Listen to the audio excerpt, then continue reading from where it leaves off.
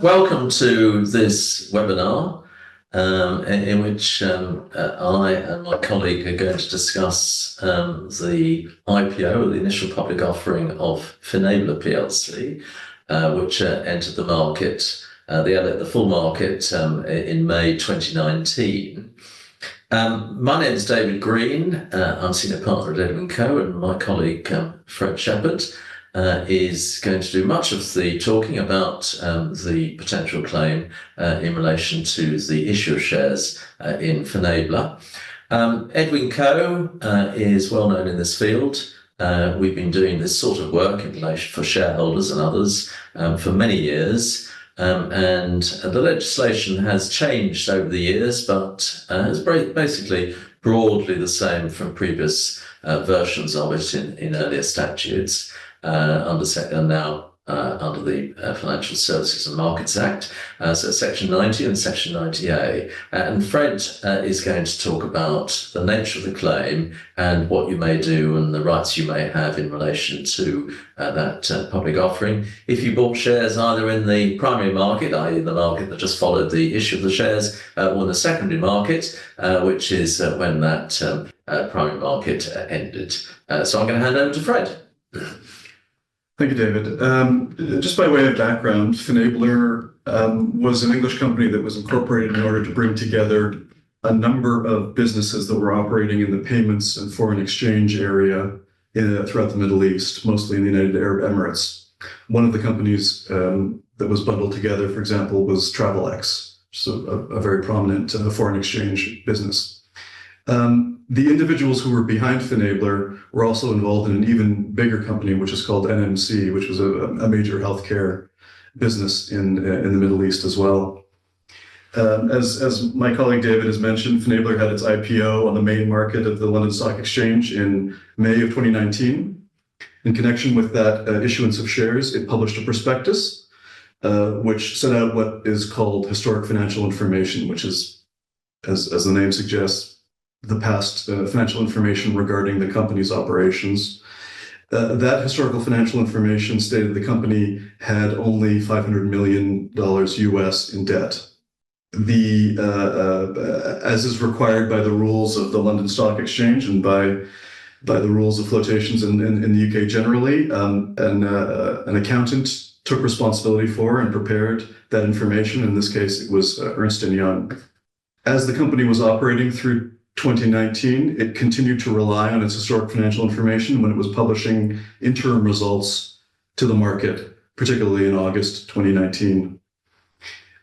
Things started to go wrong for NMC and Finablr in late 2019 when a short seller reported that NMC had manipulated its balance sheet in order to understate its debt, and that there were hallmarks of fraud in the way that the company's financial information was expressed.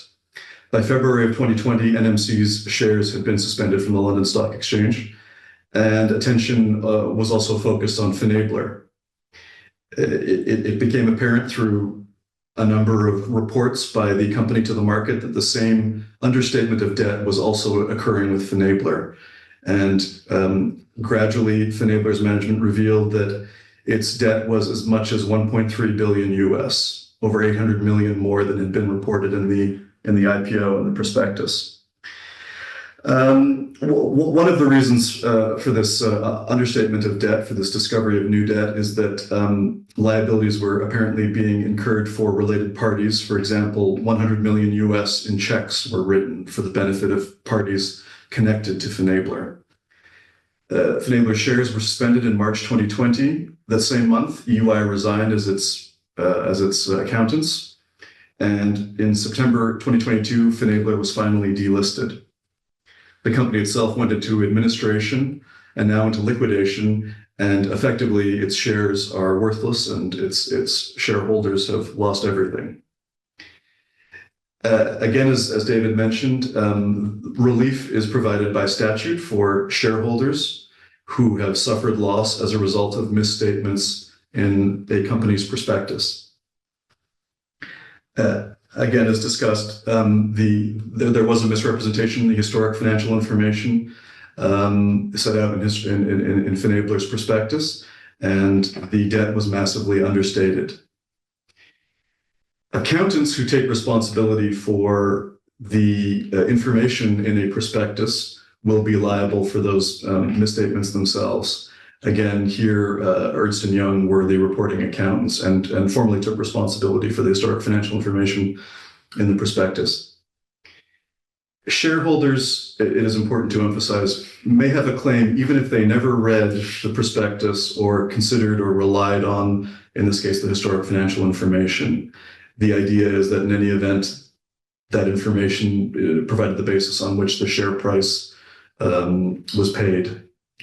And it's also important to mention, as my colleague David already said, that a claim is available in this context not only for those who bought directly in the IPO, but also for those who purchased in the aftermarket for a period of time following the initial public offering.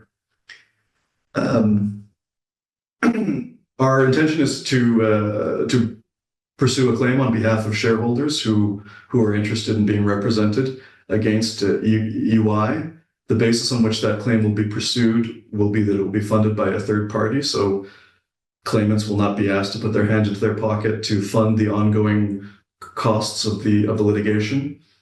The claims will also be fully insured against the risk of costs. So shareholders will not be at risk if the claim is unsuccessful. I will now return the matter to David, who... Thank you very much. Thank you, Fred. So that's the details of the potential claim. And we have been working on this for quite some considerable time. And as I say, Edwin Coe has been dealing with this area of the law for very many years and has a degree of expertise in relation to it. So please do get in touch. The details for contact details will be provided separately. But you can always get in contact with us at Edwin Coe directly. You'll find all the details on the website, and indeed there's a page especially for Finablr. So thank you very much, and we look forward to speaking to you.